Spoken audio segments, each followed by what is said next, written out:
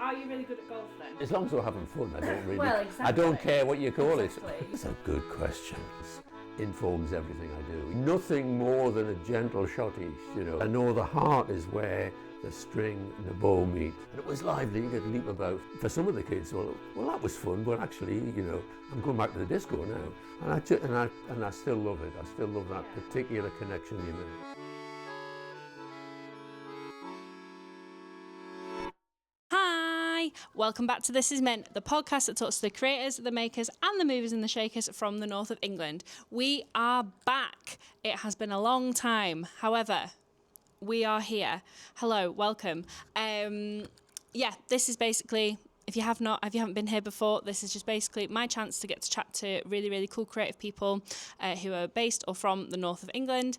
And yeah, it's been a while, so I hope everybody's okay and, you know, just enjoying the sun, enjoying the hot weather. This series, we are doing an exclusive collaboration with Saltburn Folk Festival. I have been to Saltburn Folk Festival. I've played at Saltburn Folk Festival, and I'm just really, really excited that we have been able to make this happen. So we have got 4 episodes coming up for you in this series, chatting to the artists that are going to be playing this year.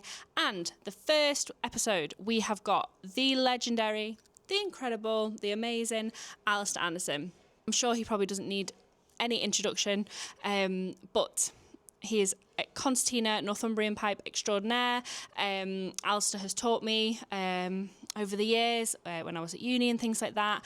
And it was so nice to go up to his home in Northumberland and get to chat to him just about his career and what he does and how he creates music and all the different projects that he gets to play in. I got to sort of fangirl a little bit about his project with Annie Whitehead that he did a few years ago because it's just like some of my favourite music ever. So yes, this is Alistair Anderson, and enjoy.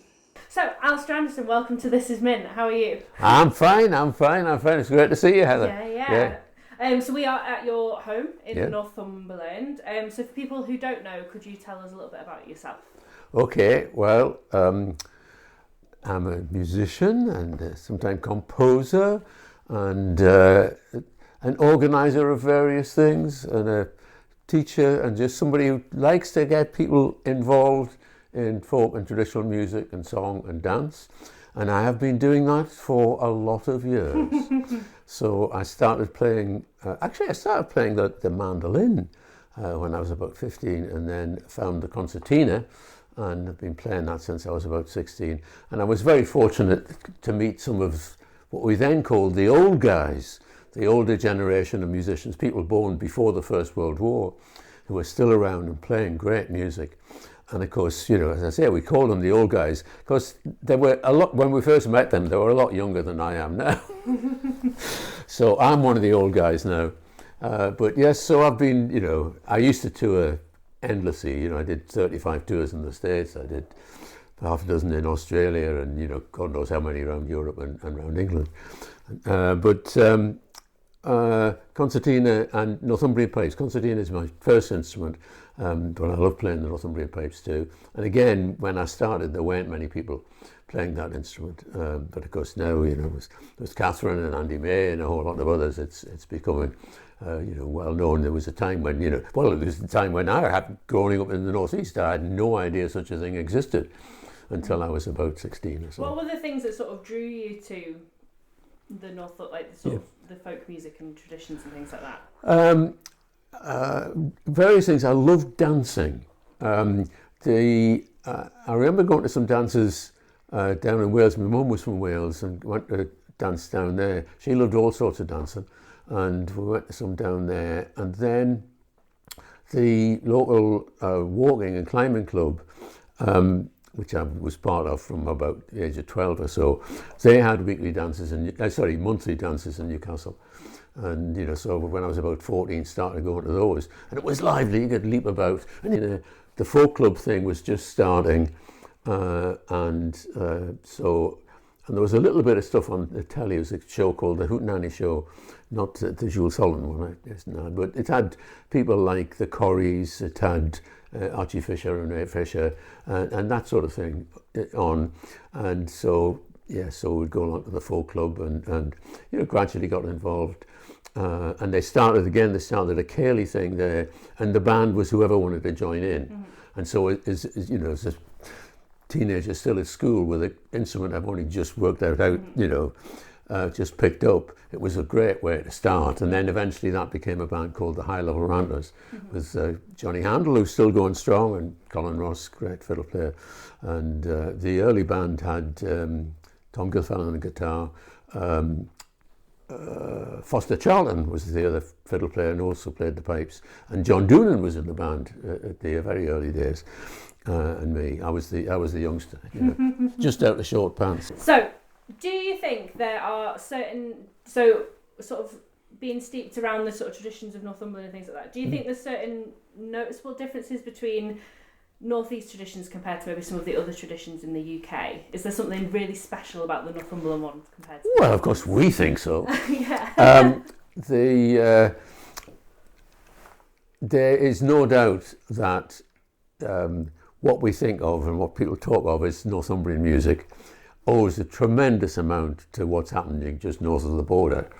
So certainly the repertoire of those old guys I mentioned, Will Taylor and Will Atkinson especially, their dance repertoire, at least 60% Scottish, another 10-15% Irish, and yes, another 15-20% that you can trace that there were tunes written in the Northeast. But stylistically, it still stands by itself, and that's mainly due to the way people danced here. So for all you might be playing Scottish tunes, the actual speed and the emphasis would be just slightly differently to fit with the way people here danced. And certainly when, 40, 50 years ago, when we were first living around here and going to local dances, which weren't called folk dances or Cayleys, they were just a dance. And we'd quite often have Scottish bands down. And everybody would always say, oh, that was a great band, what a lovely band. But the ones they asked back were the ones who realized, oh, they're not dancing quite the same. We just need to slow down. We just need to swing it this way. And, so people like Bill Black, who was nothing like as well known as some of the others, got asked repeatedly because he twigged, that the way they're dancing is different. So stylistically, the way Northumbrian music holds together owes a lot to the dancing. It does owe a lot to the Northumbrian pipes, because Northumbrian pipes uses a lot of staccato to get emphasis, because most bagpipes can't play staccato, and most bagpipes, you can't make notes louder than the other notes. You can't say I want to push this note forward like you can in an accordion, even more in a concertina. So there's various other ways they get emphasis. And the Highland pipes has a lot to do with the decoration, the phrasing and the decoration. On the Northumbrian pipes, you can go and get, so that has quite a big influence. But the way the dances were danced, even they had some real good old Scottish dance is danced just that bit different around Northumberland, so the music is that bit different. So it does end up with a distinct body, but within that, all the different musicians play slightly differently. But if you zoom out and look, you can see, yes, that's not quite the same as they do, in Aberdeen, or they do in Dorset, or they do, in Dublin, or whatever. For all, there's been an Irish community here for certainly 150 years, and it certainly had a big influence on me and on Colin and Johnny when we were starting the band, because John Doonan had been playing regularly from before the Second World War for that Irish community, and he was a great dance musician, So they had big dances in Newcastle at the Oxford Ballroom. Certainly, a good few times a year, the place would be jammed with the Irish community coming together. And then, of course, he also played for the the fesh, the Irish dancing competitions. Yeah. He used to get me to go along and play with them, which was great for me as a teenager to learn from somebody like him.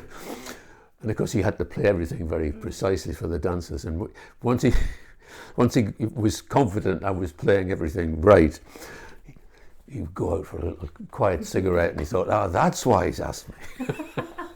So do you feel like playing for dancing has been a big part of how you've created your style? Yes, it has, yeah. I mean, in balance with if you're going to be a performance and you want, to engage with a concert audience, you have to talk and present differently.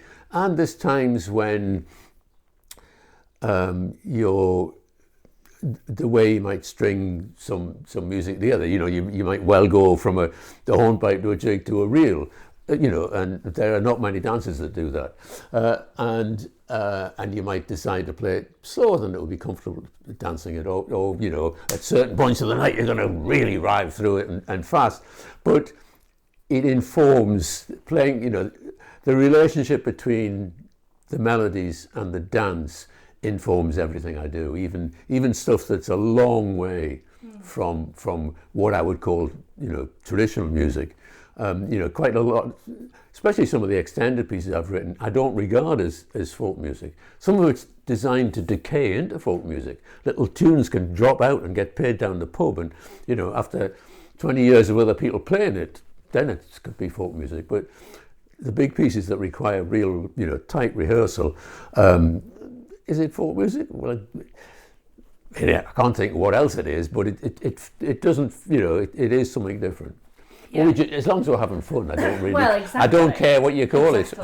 Yeah. So when you are performing, you do a sort of mix between traditional and your own compositions and things. When you're looking for traditional material, what's the kind of things that really speak to you when you're sort of looking for tunes? What kind of tunes are you more drawn to than others and all that sort That's of stuff? a good question. Well, strong melodic content. Ones that, what's always fascinated me is the relationship between the melodic content and the way it's played, the stylistic content. And some tunes have lots of space for you just to lean this way and lean that way and punch this way. And others have less, so I guess that sort of thing attracts me. If I know the people who've written it or who I'm learning it from, then I'm drawn to that because I'm involved in the social glue of it.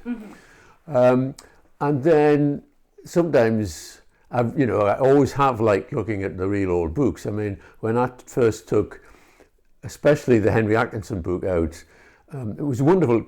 In the early days of the Rantas, Johnny lived in the Blackgate Museum because Alice, his then wife, was the curator there. And if we had a late night gig and I couldn't get the bus home, I'd just stay with them. And then, the next morning go down into the museum and all the manuscript stuff that's now in various other places was all there. But nobody had looked at the Atkinson book for 40 years, and other than Bert Lloyd, I don't think anybody had looked at the William Vickers book or the Beatty manuscript as it was described, for ages. And there's all this amazing stuff, and so I like digging through those old ones, but two things happen. Certain tunes jump out as well. I haven't heard anything like that. That's a bit different, either rhythmically or melodically. But also, as you read through this entire player's repertoire, because these are just handwritten tune books they kept of what he was going to play the next Friday night for the dance. Even the tunes that you think, I'm not sure about, that's a pretty ordinary tune. But when you go back and you play and you play and you play, you get a feeling of how those tunes must have sounded, and you start saying, oh no, there's some good ones in there. So I like doing that. I like hearing the latest tunes that are going around the session, and quite whizzy and jazzy. I don't play that many of them. I can usually struggle through in the session, but and that whole movement has influenced some of the way I write some of my tunes. I write some fairly crazy tunes. Well, I have done for quite a while, but. So I can't think of one thing. I suppose I am looking for, in terms of concerts, especially when you're doing a whole evening concert, to think, okay, what will produce variety? What will allow me to have a deck of cards so I can shape the evening, and whether it be historical connections or variety of musical form or variety of pace and rhythm. You're sort of looking to that so that the whole thing remains coherent, so you're not just dabbing about all over the place. There's a coherence to it, which part of the very fact that it's you playing in your sort of style, although my style will change a fair bit depending on what I'm playing. And also, when I start listening to recordings of me 10, 20 and 40 and 50 years ago, you realise actually my style is changing too. But so you're looking for things that will provide variety, provide, some different interests, but which will appear, give some coherence to the whole thing. Mm-hmm. If you had to pick one type of tune to play for a whole gig, which one would it be? One type of tune? One type of tune. I have played a whole concert, well, probably about certainly an hour, if not more. I've done it a couple of times, all of slow and gentle tunes. Right, okay. No, nothing more than a gentle schottisch, but slow airs, very reflective slow marches and that sort of stuff. Mm-hmm. So I have done that a couple of times, and I keep meaning to do it again. It's kind of interesting. Sort of, it's very good at the festival for a Sunday morning. yeah, the lunchtime on a Sunday. Definitely. But it's also, it's quite nice of finding ways to make that still engaging for that length of time. But other than that, I mean, you might know I'm very drawn to the triple time tunes, the 3/2s and the 6/4s. They are the best. And the thing is, it was funny, I was talking about it this weekend at Swaledale, all these concertina players, and they're starting, quite a few of them are starting to play. And none of them knew that, when I was finding them in those old manuscripts, John and Sue Kirkpatrick were doing the same. Sue had a reader's ticket for the British Library because I think she was studying straight music. So she had this reader's ticket. So she was able to go in and find things like the Walsh collections and the early printed material and some manuscript, but especially those early. And so we were both finding these 3/2 tunes and said, hey, this is great. What, And I remember for quite a few years, John and Sue and I would meet up some festival. Oh, we'll play some of these great tunes. The rest of the session would just stand up and leave. What? That's not a jig. It's not a reel. Forget it. So it's great to see now that people are really into those 3/2 tunes. There's a tune that a lot of people play now, Risty Gully, and they tend to play the version in out of Vickers, the William Vickers tune book, although it is found elsewhere.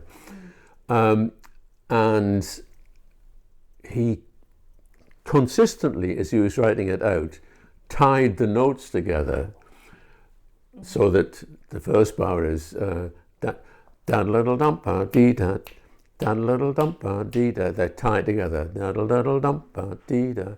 But he tied the next bar, da-ga-da, da-ga-da. 1, 2, 3, 1, 2, 3. Yeah. Oh. So he tied them as if it was a jig, and then the next bar was da da da da da da da da da. Oh. Right now, so me, and I have to say, a small minority of other players like playing it like the other people who play it, which would be da da da da dee da dum ba da dee da da da ba dee da dum ba da dee da. It's written with the two notes da da da ba dee da da da da da dee da da da da, which works okay, but actually most of that family of tunes would play that as a long note. Da da da da da da da da da. But of course, if you tie them as he had tied them, I mean, he didn't change the time signature, but he tied them. Da da da da da da da da da da da da banka da da da da. But the repeated note makes sense. Da da da da da da da da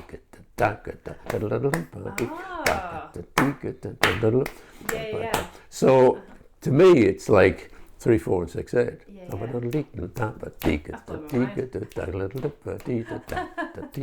If you ever want to try it, the note that's hardest is in what I think of as a 6/8 bar. The fifth note falls where the third beat would be. So the tendency to go da da da da dee da da da dee da, or even da da da da dee da da da da da da dee. So you got to think the old. No, it's a jig bar. It's Liverpool Everton. So Chuck who used to teach fiddle with if he's playing a jig, it's Liverpool Everton, Liverpool. So he came up with something like, I forget what he had for the 3/2 bar. Maybe it was West Bromwich Albion, Liverpool Everton, West Bromwich Albion. But it's that. So it wants to feel like a jig bar. 1, 2, 3, 1, 2, 3. Still, with 2 down. So that means 5 has to sit down. Whereas the tendency when you've just gone da da da yaka da da aber. So it's not that easy to do, but it's great fun. Yeah, that's really interesting. So Dan and I do it, and we do it both ways. So then, especially because I was then working with some jazzers and some whatever, I just think, okay, so Lads of Annick, there's a lot of it. 3 groups of 4 quavers, so you got 12 quavers, and in the vast majority of times that occurs, it is 3 groups of 4. But 12 quavers, you can chop them up where you want. A lot of the stuff that you do as well is your own music. I wanted to ask what the things that inspire you when you're writing your own tunes. Things that inspire you. Well, frequently because somebody's asked me to do it. There's a famous quote from Irving Berlin. What inspires you, Mr. Berlin? Oh, the phone call. I like that. No, I just love sitting messing around with melodies, and and yes, the first extended piece I wrote, Steel Skies, was completely off my own bat. I just thought, is there a way of going to the concert stage with more than just a series of what are basically dance sets? And I'd already started messing with, sticking, like I said, a hornpipe and a jig and a reel together, whatever. But I just felt, how would you make a piece that would be very definitely folk inspired but a concert piece? And at that time there was hardly any harmony at all. If you were a tune player, you played the tune, and there was a piano or a guitar or whatever playing, vamp, rhythmic harmonic support. But they did all of that. You played the tune, and that was great. But I always kind of liked harmony, and here in Northumberland, there was a thing of especially the pipers playing once in unison and then once what they were called seconds. It was mainly just thirds and fifths, which worked fine. My only problem with that was that second tune wasn't much of a tune, and I could never remember the bloody thing. So I started writing. So write a tune, okay, I've got that, yeah, that's nice. Let's write a tune that will harmonise with it, but which will be a good enough tune for me to remember, and then also, more importantly, really, that I can get into, because I'm writing for people versed in this in the various traditional styles of playing, but in their style. And the style has evolved so much with the melodies and the melodies with the style that in order to really get into a tune, it needs to have a melody that's going to engage, and then you can play in style. So if I give you just a tune which is just sort of parallel and, okay, it's hard to play that in style. You can follow the person who's leading, but it's still hard to really, So I write, not all the time, but quite often harmonies which are really distinct melodies. So you get, you bend it your way. I mean, I remember for the Iron Bridge, for instance, giving each member of the band a tune and say, off, play it down the pub and come back in 6 weeks and we'll look. And the fun was listening to each other and saying, oh, it's great when you bend that way and I bend this way. Oh, that works really well. But when you bend that way and I bend, that didn't work. Okay, let's just keep on playing and let's, it'll come in and all that sort of stuff. So that's a lot of fun. The inspiration can come from all sorts of stuff. I certainly, walk a lot in the hills and somehow that percolates in. But I'm saying virtually none of my music is trying to be descriptive. Right. It is a personal a response to an emotional response to a particular view, a particular walk, a particular bit of weather, whatever it might be, or a person that you know. But it's there's hardly anything that actually is describing that. It's all just sort of osmotic, taking in all those influences, and somehow within the process of hopefully coming up with tunes that work as melodies, and so that piece I wrote for this string quartet, classical string quartet and concertina, is called On Cheviot Hills, and certainly it's inspired by lots, but there's nothing I would say was descriptive. But people say, oh yes, and I can just imagine this bit, and I just, that's great. You can. Yeah. I'm not sure that I can, but you know what I mean. It's so you're just hoping to produce something which does engender a response, hopefully an emotional response, or at least a connection with whatever it is, and then whatever their response is, that's great for them. Yeah. And it's fine by me. Yeah. I think that's the beauty of instrumental music, actually. Yeah. I think because so much of it, because obviously there's no words there, so it's purely based on the feeling, which I think sometimes people find quite daunting when they listen to instrumental music because they've got nothing to latch onto with the words. But I actually think it's the most beautiful thing about it, because it's like you interpret your own meanings. And then people assume that you have the same meaning, and it's like, no, actually, it's got something completely different. So you've done a lot of work cross-genre stuff. I have to mention the stuff you did with Annie Whitehead, because it's my favourite. The track 12 Midnight, I think, is one of my favourite pieces of music ever. Oh, wow. Like the tune, the riff, like Annie's riff, trombone riff, it's just like one of my favourite pieces of music ever. So I wanted to ask about, like, when you are in these maybe more cross-genre or going a bit more outside of more traditional music, do you feel like your writing style changes, or is it very much just sort of like when you're in the room with the person, you're just very much communicating with them? Well, you're certainly trying to communicate with them musically, but for some of that, I quite consciously said, okay, I've got to go a bit further. So that's one where the triple time thing, the 12 quavers are divided into 7 and 5, but she actually, and I actually like writing that down as a 7/8 bar and a 5/8 bar and a 7/8 bar and a 5/8 bar, but really over the 2 bars it's 3/2, and her riff is very definitely in across a 3/2 bar, which is twice the length of the bar that I'm thinking in. And interestingly, talking to classical musicians, that's the way they would write it. They would just put the emphasis where I think I hear them. but would leave it in as the, they wouldn't actually divide it as a 7/8 and a 5/8, but play it fine. And some of the harmonic stuff, there's a tune Still Waters on that, with harmony, and that is, for what I was playing at the time, left field harmonically. I would have to sit down again and work out what the chords were. They were pretty weird, but there's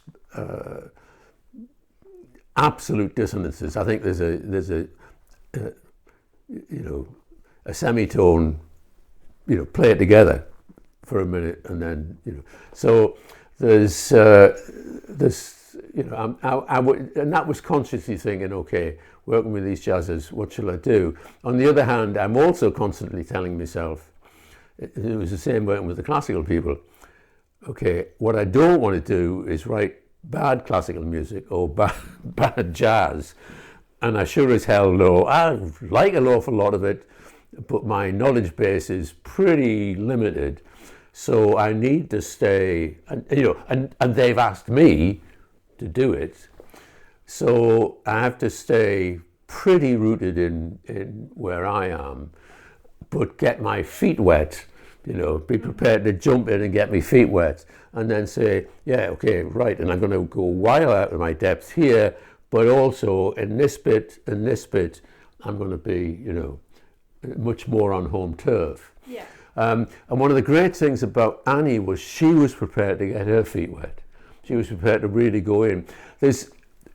I have found sometimes with jazzers, the great thing with jazzers, give them anything and they can handle it. They can handle it without really leaving home base.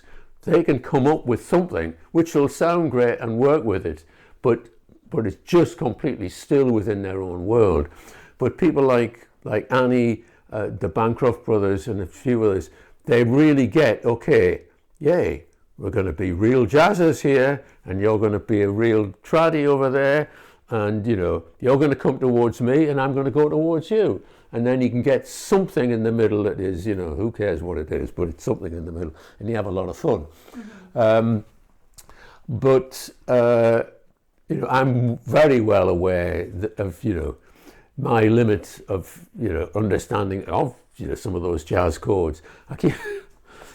I've been going to Andy May and trying to get him to explain me more about how those things work. He's poor lad. He's up against it with my aging brain. So you've done all of the work that you've done in sort of the cross genres and going to different genres, but you also have your own band, which is the Northlands, and you also mostly perform solo as well. Yeah. What are the things that you love about performing solo, and what are the things you love about performing it in a band? What are the differences and what are the different similarities? Yeah. Well, the performing solo, what I love is the connection you make with that person and that person and that person at the back and those two down there, and just being able to feel, yes, I'm connecting with those, and gradually building up, I'm connecting with the audience. What I love about playing with a band, that's happening, or it should be, but you're making a lot of connections across the stage, with Sophie or with Ian, with whatever, and bouncing off each other. That's really exciting, and it was the same, in Isle of Orantes. I do the same with Sophie now, and I watch where the bow crosses the string. I'm not even particularly focused on the fingers or the style of bowing, but I know the heart is where the string and the bow meet, and so I'll be focused on that, and Sophie, Emily, the same, but Sophie and I definitely have a capacity to bounce off because she's a demonstrative fiddle player. But I do the same when I play with Stuart Hardy sometimes, and or Gillian Burney, any of the fiddle players. So yes, that connection across the stage and building up something which projects to an audience. And yes, you do also, within that, take time to project out. But it's the fact that in solo, it's just you them, you know, and it stands or falls on on you. But on a really good night, you feel that the connection with people can be very, very strong indeed. And of course, a lot of my great heroes, you know, they would play in little groups, but they were essentially, you know, solo players. They would, you know, and you know, when you heard Billy Pigg play by himself, when you heard Will Taylor, you know, put Will Atkinson on the Theatre Royal stage with, you know, £2.10 worth of Chinese harmonica, absolutely hold the place, you know. It just, I think it's all about connection and communication with an audience. And with the band, it's about communication with the band, and then that energy that you can generate, they're communicating to an audience. So they're both very different, and I enjoy them, you know, both. But I've really, you know, for an awful lot of my career, it has been a solo career, and I still love it. I still love that particular connection you make. Yes. I wanted to ask about how you perform on stage, actually, because it's very expressive and it's very emotive. And I often think you must sort of have thumbs of steel to be able to sort of play in the way that you do. I wanted to ask, was that always a very natural way of play? Was that always from the beginning that was just kind of what you did, and you just sort of was like, okay, I'm just going to go with that, or was that something that you developed? No, it just couldn't help it. They just did that. And no real understanding why. Yeah. I mean, so people externally have said, so for those who don't know, yes, I play standing up, which, you know, the instrument's not that light. So yes, your thumbs do take quite a bit of weight. I move it quite a lot. And, you know, that's not on purpose. I was telling people this weekend, there is a little video, actually would have been a Super 8 from years and years and years ago in a festival in the States, like 4 o'clock in the morning, and I'm lying flat on my back and I'm still doing this. Just gotta keep going. Keep going. But an ergonomist once came to a gig, an ergonomist. Anyway, somebody who studies ergonomics, you know, the movement and there is a theory in ergonomics, which is, I've got a name this long, which is about when you want a very subtle move, you put it within a larger motion. So if I'm going, I just want this bit to go, yeah, or yeah, I put it in, you know, I can do it, you know, with the instrument on there, but it's easier in the large motion. And the classic example of it, according to this guy, is the golf swing. Okay, so you're always taught about the follow-on. You're going to make this big motion. Now, obviously, once you've hit the ball, you can't possibly affect it. But the follow-on becomes very important. And what that is because the precise making, you know, all that matters is the moment when the club head hits the ball. But by putting it in a larger motion, your control of the moment of contact is that much bigger. So he says, God knows what, you know, he felt that I was doing that, you know, in order to get the very fine level of control in that. And I mean, it's interesting, somebody else sent me a review of a concertina concert in the 1880s. And it was a dead ringer for me, you know, the way this was moved around. It was you in a past life. Yes, yeah. And but it was completely accidental. And I mean, the whole way I hold the thing is, you know, a lot of people have very tight thumb straps. Mine are loose because that's what they wear when I first picked it up, you know. Yeah. And you know, Alex was trying to get us all to think about, you know, how we hold it and da-di-da. And you know, she was basically saying the same as me, whatever works for you works. But she says, it is worth thinking about it again. And I'm thinking, yeah, you're probably right. I've done it this way for no other reason than that's what it was when I took it out of the box. And, you know, and it was an old one that belonged to the grandfather of a schoolmate. And, you know, so I just did it, you know, whatever he'd done. Yeah. And so, yes, it just sort of all just happened. Yeah. I mean, I was the same. I mean, with clogs, I always used to the clogs I had when I was first learning. They were all very, very narrow. Yeah. Like, and now it's like I can't wear clogs that are wide because it's like it feels weird, like it feels wrong in some way. Yeah. Probably, you know, probably will regret it in years to come, but that's fine. So, are you really good at golf then?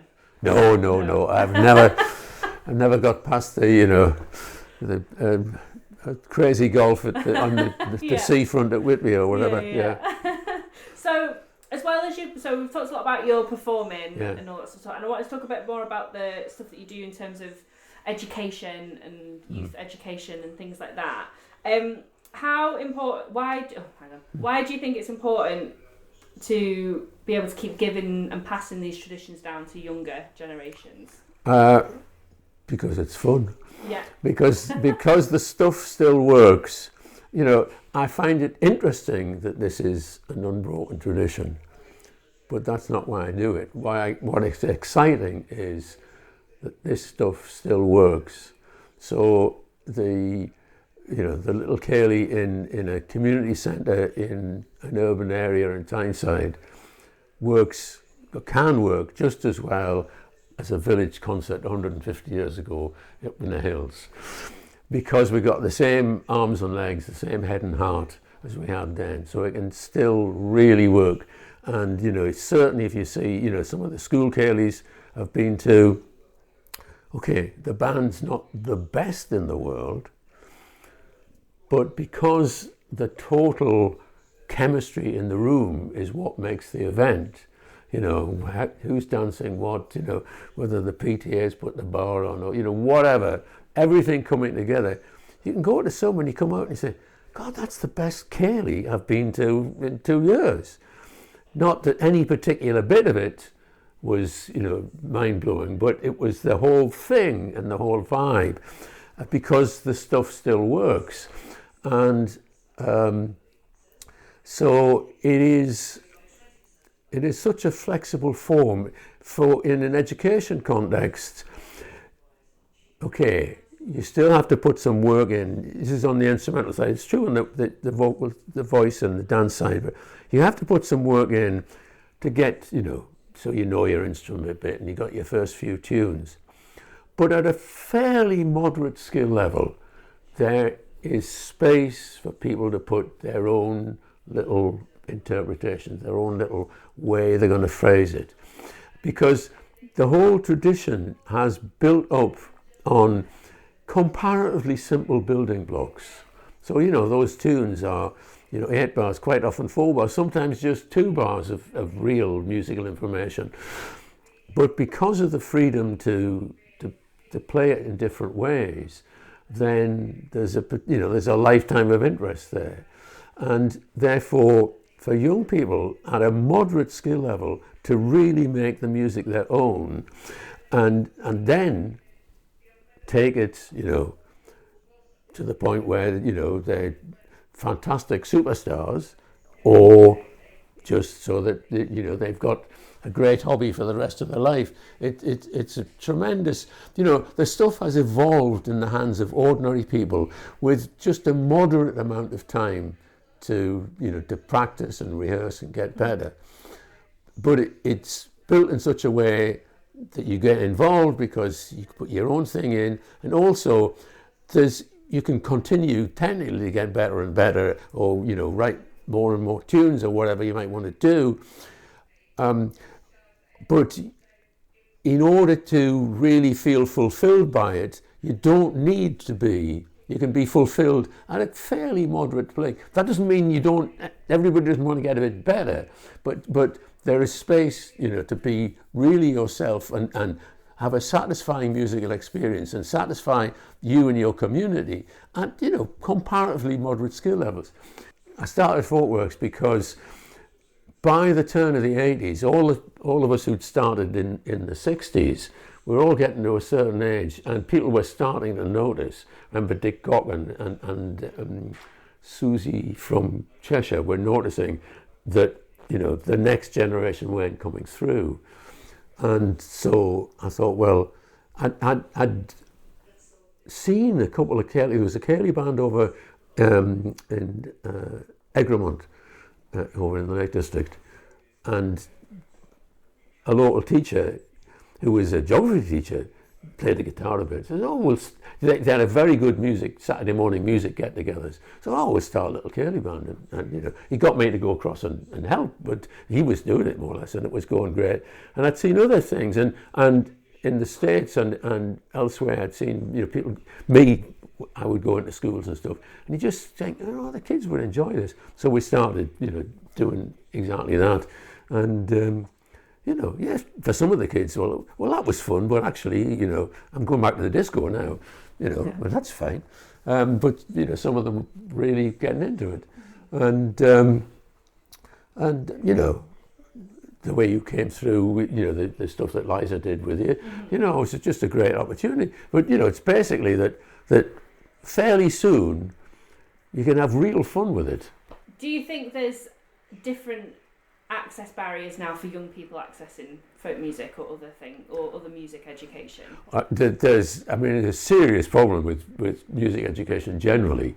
Yeah. There's no doubt about it. You know,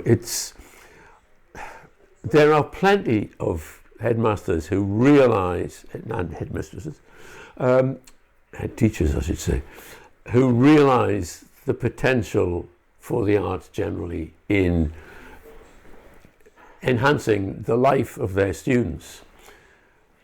And some of them are aware that it enhances their engagement with the more academic studies. I mean, there's any amount of evidence that if you play music, your mathematical potential will increase. But that doesn't cut the mustard with the people who look after the exams and stuff. So the tendency for the emphasis to be constantly on those big exam subjects, and I understand why, but they're missing a trick, both in terms of socialization and where people will be as they grow up, but also actually in terms of intellectual development. You know, narrowness in intellectual development, I and significant evidence suggest is not the way forward. That intellectual development is always improved by it being broad. But who do I know? So, you know, it is definitely harder. It's harder. The timetables and everything are much tighter than they used to be. So many teachers are exhausted by the end of the day. The thought of staying on and having their school choir meeting after school, the whole thing about, you know, especially around here, about the buses that are going to take the kids in and out to school, you know, all that. So everything has to happen in the lunch hour, which isn't as long as it used to be because they want to finish the day earlier. And, you know, there are plenty of barriers, but there are also plenty of teachers who, if they get any support at all from higher up in the school, are doing their choirs, doing their whatever, and you know, a fair number of them are involving folk music, and frequently they're saying. I was talking to Elaine Casely, I forgot, I married her, whose grandfather was a very important piper. She used to come to the summer school, and she does, you know, all sorts of music with the kids. But she says, "Oh, and my Cayley band's definitely, it's one of the most popular things we do." And so, you know, there are people doing great work out there, but it is harder. And the momentum that we were building, you know, by the late 90s and going into this millennium with Folkworks, and which was being shared across the country, gradually other places were taking it up. You know, I gave a keynote speech to a NAME conference sometime in the late 90s. That's the National Association of Music Educators. And Dave had been down with a school Ceilidh band or a youth group the year before or 2 years before. And so these people were coming up to me and saying, quite seriously asking the question, so how long before every high school in the country has some sort of folk ensemble? I'm sorry, you would not hear that question today. A couple more questions for you. Yeah. So, obviously we've spoken a little bit about folk works, Yeah. which kind of then led to the progression of having a folk music degree, which was at Newcastle University, which is in its sort of 25th year now, which I have obviously, I won't be here without it, you know.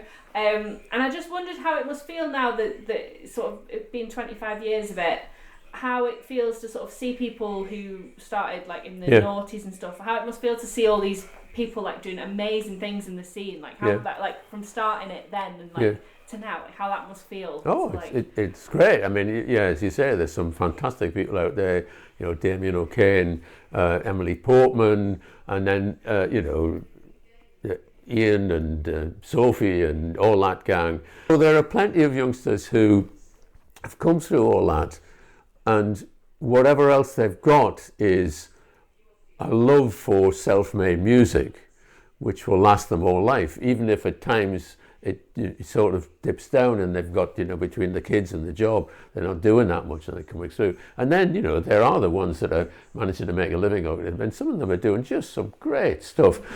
An awful lot of them are also, and this which really pleases me, even the, you know, the well-known performers are also doing a lot of teaching, or, you know, and in a way that it wasn't in the early days, that actually can be an income stream for them, quite significant part of their income stream.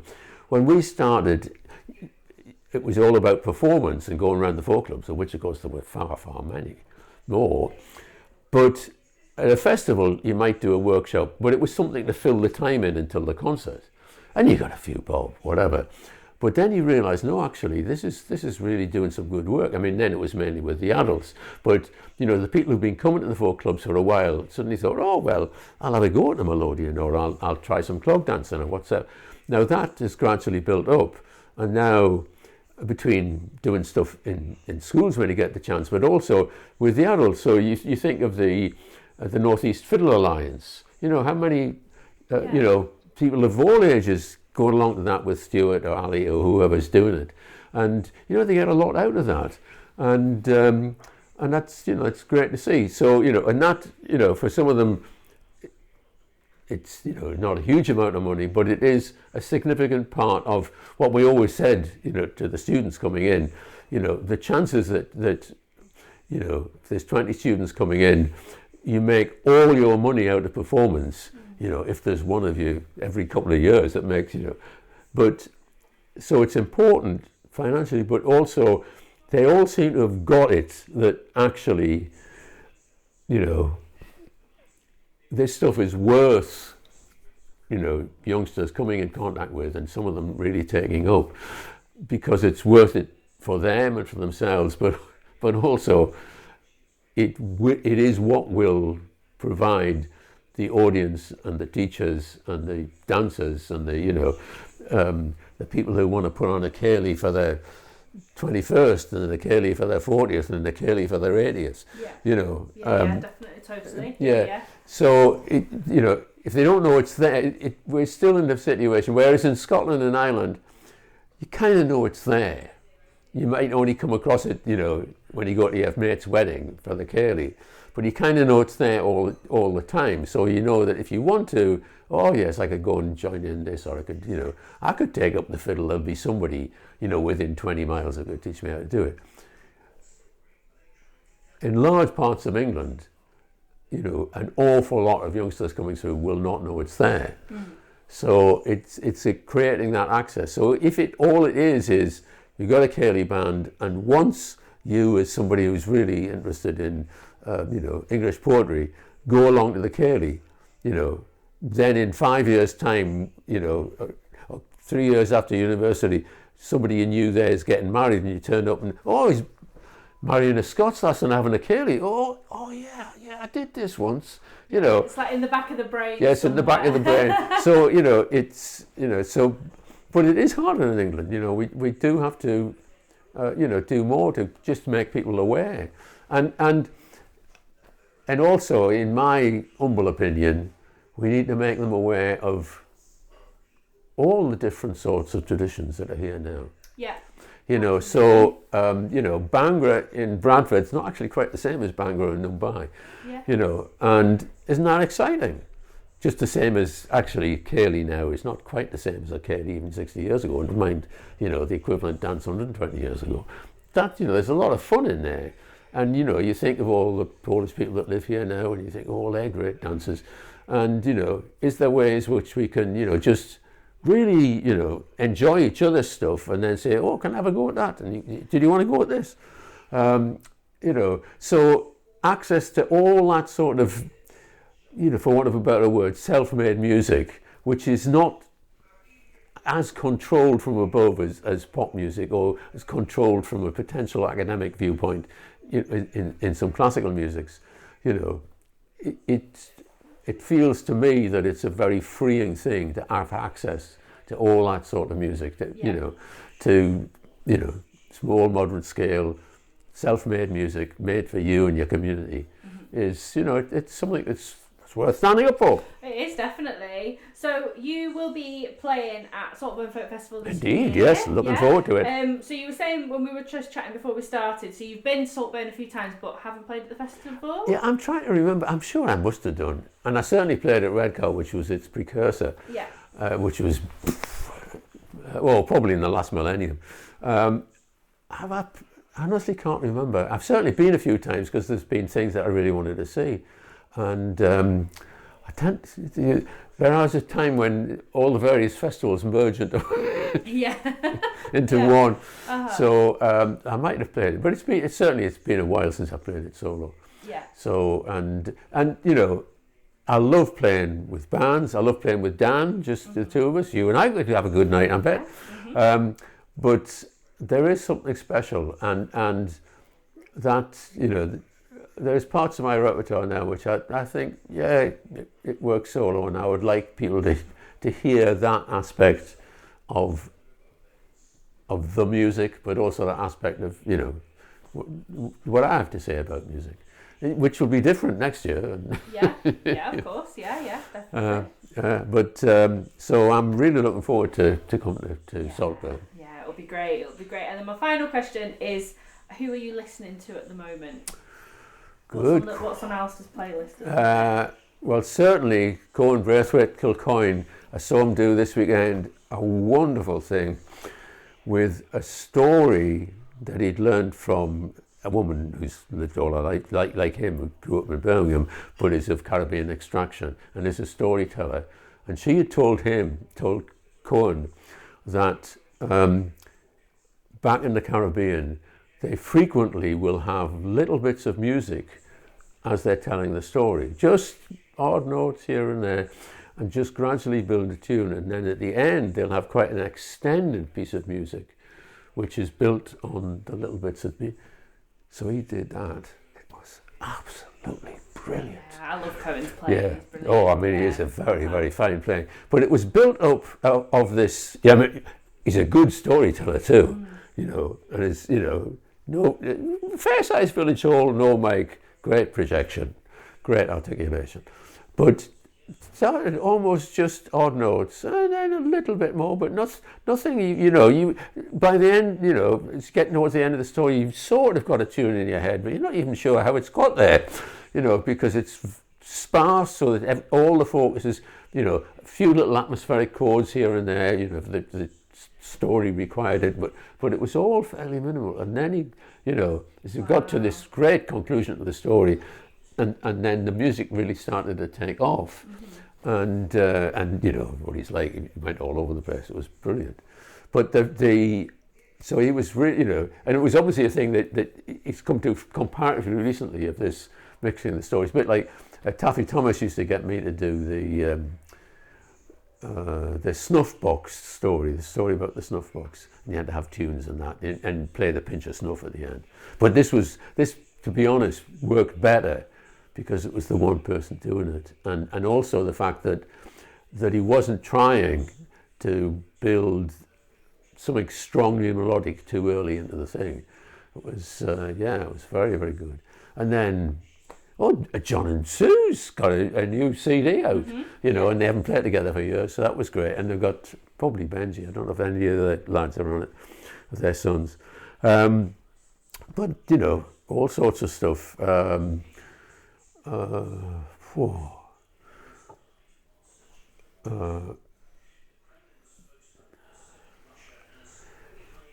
looking forward to the new Ponsalius. they tell me they've got a new accordion player. Yeah. She's all right, I've heard. So I'm looking forward to that.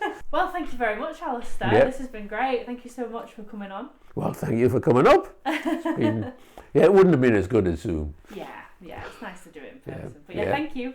No. So that was Alistair Anderson. What a guy, what a career, and just so interesting to get to listen to all the different curves and different things of what he's been done and all the music he's gets created with different people. It's just so amazing and inspiring. I hope you enjoyed this week's episode. We've got 3 more episodes coming up for our collaboration with Saltburn Folk Festival. If you want to hear more about the festival, please go over to Saltburn Folk Festival's website or to their social media. And that's all from me, and I'll see you next time. Bye.